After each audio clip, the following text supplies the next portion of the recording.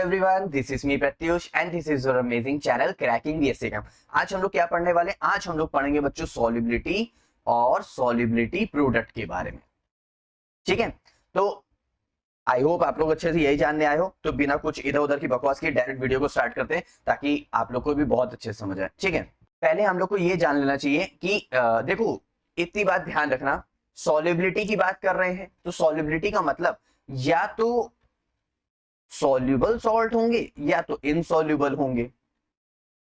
भाई और कुछ हो सकता है क्या? या तो घुल जाएगा या तो नहीं घुलेगा। देखो ध्यान से समझते जाना, क्योंकि सॉल्युबिलिटी और सॉल्युबिलिटी प्रोडक्ट समझने के लिए आप लोग का बेसिक कॉन्सेप्ट बहुत तैयार होना चाहिए। तो या तो सॉल्युबल हो जाएगा या तो नहीं होगा।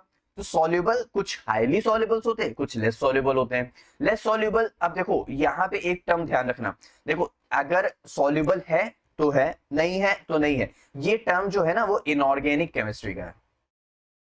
इनऑर्गेनिक केमिस्ट्री का भाई कौन सी चीज कितनी सॉल्युबल है, कौन सी चीज कितनी सॉल्युबल नहीं है, जैसे पी ब्लॉक में देखते हैं ना, सॉल्ट्स की बात आएगी तो उसकी बात करेंगे।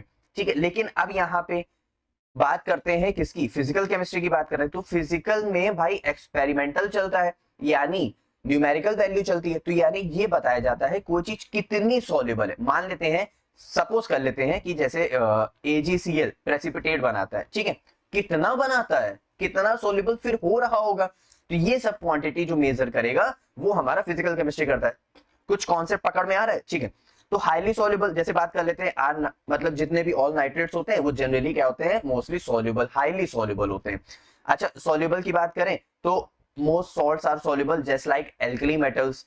जैसे एल्कली मेटल्स कौन से होते हैं? सोडियम, मतलब sorry lithium, sodium, potassium, rubidium और सीजियम। फ्रेंशियम नहीं ले रहे क्योंकि वो रेडियो एक्टिव एलिमेंट होता है। तो इनको किसी के भी साथ मिला लो, जैसे NaCl हो गया, LiCl हो गया, RbCl हो गया, CsCl हो गया, अरे CsCl हो गया, है ना। तो ये सब क्या है? ये सब हाईली सॉल्युबल्स है बच्चों।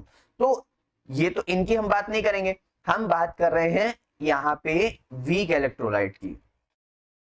इसकी बात करेंगे वीक इलेक्ट्रोलाइट की, क्योंकि जब भी यहां से थोड़ा बहुत कोलरॉश लॉ का कॉन्सेप्ट आता है या फिर इक्विलिब्रियम कांस्टेंट का कॉन्सेप्ट आएगा या फिर सॉल्युबिलिटी या सॉल्युबिलिटी प्रोडक्ट की बात करेंगे तो थोड़े से वीक इलेक्ट्रोलाइट की बात करते हैं जो कम सॉल्युबल होती है या फिर कितना सॉल्युबल होंगे हम उनकी बात करेंगे। तो यहाँ से आप लोग को तो हम बात इनकी नहीं करेंगे, लेकिन आपको पता होना चाहिए था कि ये कैसे है। अब अगर मान लो आप बीएससी में नोट्स लिख रहे हो, आपके पास सॉल्युबिलिटी और सॉल्युबिलिटी प्रोडक्ट रहता है, तो आप लोग स्टार्ट कहां से करोगे? वो तो सिर्फ इतना सा है। तो पूरा ऐसे आप लोग स्टार्ट करके पूरा एकदम बता सकते हो। आपके पास नोट्स भी अच्छे से होने चाहिए। चलो बात करते हैं अब इनसॉल्युबल की। This salts are practically do not dissolve in water. ठीक है, जैसे Ag2, silver oxide, barium sulphate, AgCl, AgBr, PbSO4, zinc sulphide etcetera. बात करते हैं, नोट करते हैं, देखो सॉल्युबिलिटी डिक्रीज होती है डाउन द ग्रुप। अच्छा, इसको फजान रूल से भी तो निकाल सकते हैं कि स्मॉलर कैटायन हो और लार्जर एनायन हो तो उसमें कोवेलेंट कैरेक्टर ज्यादा होता है। यहाँ पे ध्यान दो, यहाँ पे सबके कैटायन क्या है? सेम है। तो यहाँ पे हमको एनायन देखना पड़ेगा। तो एनायन इसका छोटा है, फिर इसका, फिर इसका। इसका मतलब इसकी सॉल्युबिलिटी क्या होगी? सबसे कम होगी, और इसकी सॉल्युबिलिटी क्या हो जाएगी? सबसे ज्यादा हो जाएगी, क्योंकि solubility decrease down the group, नीचे जाते हुए कम होती है, ऊपर जाते वक्त बढ़ती है। ठीक है, आई होप आप लोग अच्छे से समझ आ रहा होगा यार। अब बात करते हैं सॉल्युबिलिटी और सॉल्युबिलिटी प्रोडक्ट के बारे में कि अब जान लेते हैं। तो देखो सॉल्युबिलिटी प्रोडक्ट को हम लोग कैसे लिखते हैं बच्चों? KSP। कैसे लिखते हैं? KSP। ठीक है, अच्छा सबने इक्विलिब्रियम कांस्टेंट हमेशा पढ़ा है ना? क्या बात कर रहे हैं सर, हमेशा पढ़ा हुआ है। Kc इज इक्वल टू, हम जानते हैं, ऊपर प्रोडक्ट रख देंगे, नीचे रिएक्टेंट की कंसंट्रेशन रख देंगे। इसके अलावा तो कुछ नहीं किया। बस वही चीज यहाँ पे अप्लाई होगी। अगर आप लोग ने कभी सुना है तो सुना सुना सा नहीं, सुना सुना सा होना चाहिए। KSP की बात कर रहे हैं, is a concept specifically related to sparingly soluble ionic salts. मतलब हम लोग ने क्या देखा? हाईली सॉल्युबल देखा, सॉल्युबल देखा और इनसॉल्युबल देखा। हमें वो तीनों ही नहीं पढ़ने, क्योंकि एक तो बिल्कुल नहीं हो रहा है, एक तो हो रहा है तो बहुत ज्यादा हो रहा है। हमें ये देखना है कौन सी चीज कितनी हो रही है, कितनी नहीं हो रही। तो उसकी हम बात करेंगे स्पैरिंगली सॉल्युबल, मतलब हो भी रहा है, नहीं भी हो रहा है, थोड़ा कम हो रहा है। ठीक है, जैसे तुम, अब मैं इसको मेजर कर सकता हूँ, तुम बहुत शैतान हो, तुम मुझसे बहुत करते हो। ठीक है, अब अच्छा वहां नहीं चले जाना है, इधर ही रहना। बहुत से बच्चे वहां चले भी गए होंगे, हाँ यार याद आ गई है ना? तो वहां नहीं जाना। ये तो मतलब ये चीज मेजर क्वांटिटी नहीं है, लेकिन फिजिकल केमिस्ट्री ये चीज मेजर करके आपको बता रही है कि कोई चीज कितनी सॉल्युबल है, कितनी सॉल्युबल नहीं है। These salts dissolve in water only in limited extent. ठीक है, KSP की बात कर रहे हैं, is an equilibrium constant that express the relationship between concentration of the ion in a saturated solution of the salt. ठीक है, अच्छा एक बात बताओ, जैसे सॉल्युबिलिटी की बात करते हैं ना, तो सॉल्युबिलिटी क्या होता है, 100 ग्राम ऑफ सॉल्यूशन में कितना सॉल्यूट डिसॉल्व हो रहा है ना, इतना ही कहते हैं ना। तो सैचुरेटेड सॉल्यूशन बच्चों होता क्या है कि 100 ग्राम ऑफ सॉल्यूशन में हम सिर्फ और सिर्फ 36 ग्राम ऑफ सॉल्यूट को डिसॉल्व कर सकते हैं, उसी को हम लोग कहते हैं सॉल्युबिलिटी। अच्छा इतनी बात भी क्लियर हो गई। इसका मतलब 36 से ऊपर वो डिसॉल्व होगा ही नहीं। इसका मतलब अगर मैं ए और बी को अगर मैं डिसॉल्व कर रहा हूं, तो वो ए और बी में अगर टूट गया है तो इसके बाद तो टूटने का कोई चांस है नहीं, इसके बाद तो इसके और मॉलिक्यूल्स तो बनेंगे नहीं। वो बात अलग है अगर मैं टेम्परेचर राइज करूं एट अ गिवन टेम्परेचर, मतलब जो टेम्परेचर उसको सराउंडिंग्स में उसकी हम बात कर रहे हैं एट अ गिवन टेम्परेचर, हम अपनी तरफ से कोई एक्सटर्नल टेम्परेचर नहीं दे रहे, वरना क्या होगा, बढ़ जाएगा। इसका मतलब जो KSP है वो डिपेंड करता है ओनली ऑन टेम्परेचर पे। इसका मतलब किस पे डिपेंड कर रहा है, टेम्परेचर पे डिपेंड कर रहा है। इसका मतलब higher KSP signifies greater solubility of the salt. ठीक है, आगे ध्यान देते हैं। अब हम मान लेते हैं consider sparingly soluble salt, ionic salt represent as AB, जो हम लोग इसको ले रहे हैं, when it dissolve in water dissociate into ions A+ और B-, जैसे ये according to the following equilibrium.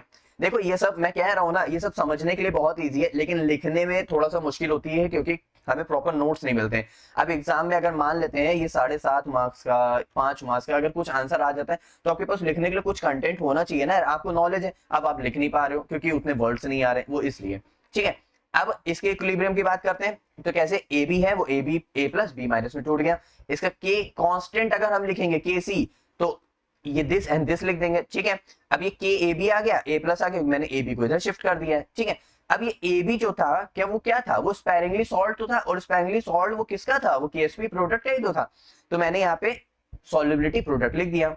मतलब जो वो था वो क्या था, वो एक सॉल्युबिलिटी प्रोडक्ट ही तो था, तो वो चीज हमने क्या किया, यहाँ पे SP लिख दिया। तो जो KSP आ गया वो बराबर आ गया A+ और B-। अब इससे फर्दर तो डिसॉल्व होगा नहीं क्योंकि सैचुरेटेड सॉल्यूशन आ गया, सैचुरेशन पीरियड आ गया, इस वजह से। ठीक है, नेक्स्ट ध्यान देते हैं, बात कर रहे हैं solubility is the number of moles dissolve in 1 litre of solution. मतलब अगर सॉल्युबिलिटी की अगर मैं डेफिनेशन देखूं तो या तो वो ग्राम पर लीटर में डिसॉल्व हो रहा है, भाई वॉल्यूम की बात कर रहे थे ना, तो ग्राम पर लीटर में डिसॉल्व हो रहा है, या फिर मैं सॉल्युबिलिटी को बोल सकता हूं कि उसके कितने मोल्स डिसॉल्व हो रहे हैं 1 लीटर सॉल्यूशन में, तो वो हमारा क्या हो जाएगा, सॉल्युबिलिटी, इसको भी हम बोल सकते हैं। अब एक बात ध्यान दो, मोल पर लीटर, यार ये तो मोलैरिटी भी था, इसका मतलब मैं मोलैरिटी की जगह सॉल्युबिलिटी को रख सकता हूं।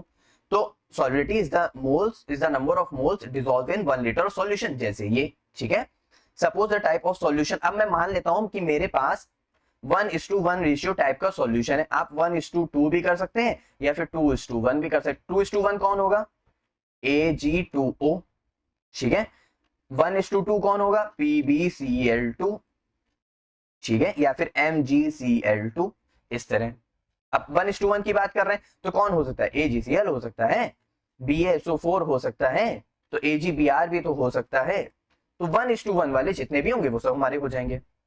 इतनी बात समझ आ रही है ना, कोई भी डाउट नहीं है ना। ठीक है, अब यहाँ पे ध्यान देते हैं, तो KSP इतना इतना इतना था। अब यहाँ पे ध्यान दो, ये सॉल्युबिलिटी प्रोडक्ट है, तो उसमें से कितने इसके मोल्स टूट रहे होंगे, S मोल सॉल्युबल हो रहा होगा, उसमें से कितने मोल्स के टूट रहे होंगे, S मोल, यानी इसकी S मोल सॉल्युबिलिटी बता रहा होगा। तो यहाँ पे ये S इंटू S हो जाएगा, तो S का स्क्वायर हो जाएगा, और यहाँ पे KSP चल रहा है तो KSP चलेगा। अब मैंने S को अलग कर दिया, तुम लोग चाहो तो अलग ना करो तो वो भी कोई इशू नहीं है, मैंने S को अलग कर दिया यार। ठीक है, अब यहाँ पे बात करते हैं रिलेशन बिटवीन की बात करते हैं। ठीक है, काप्पा इंटू 1000 बाई M। अच्छा, काप्पा का फॉर्मूला क्या होता है, थोड़ा सा अगर ध्यान रख लो, अगर कभी आ जाए तो 1 रेजिस्टेंस, मतलब sorry resistance into L/A, 1 resistance into L/A, क्योंकि kappa is equal to conductance into L/A। ठीक है, तो कंडक्टेंस को क्या लिखते हैं, 1/R। ठीक है, तो इस बात ध्यान रखना। तो यहाँ पे बात कर रहे हैं 1000/M, तो फॉर अ सैचुरेटेड सॉल्यूशन की बात कर रहे हैं एट इनफाइनाइट डाइल्यूशन में, तो हमारे पास क्या हो जाएगा, मोलार कंडक्टिविटी काप्पा इंटू 1000/S। मैं यहाँ पे भी इसको मोलारिटी हटा के मैं S लिख सकता था, क्योंकि मोलार कंडक्टिविटी किसकी क्या है, इनवर्सली प्रोपोर्शनल है, जो कि हमसे पूछ रहा था। आई होप आप लोग को यहाँ पे सॉल्युबिलिटी एंड सॉल्युबिलिटी प्रोडक्ट, मतलब सॉल्युबिलिटी और सॉल्युबिलिटी प्रोडक्ट आप लोग को दोनों बहुत अच्छे समझ आए हो गए यार। ठीक है, आप लोग के पास सारे फॉर्मूले भी हैं, अब आप लोग डेरिवेशन भी मैंने आप लोग को दिया, प्रॉपर नोट्स भी दिया। अब आप लोग चाहो तो इसके ऊपर खुद से न्यूमेरिकल ट्राई कर सकते हो, नहीं तो आप लोग कमेंट सेक्शन बताना, मैं आप लोग इसके न्यूमेरिकल्स भी करा दूंगा। क्लियर, अब मिलते हैं नेक्स्ट वीडियो में नेक्स्ट टॉपिक के साथ। Bye bye.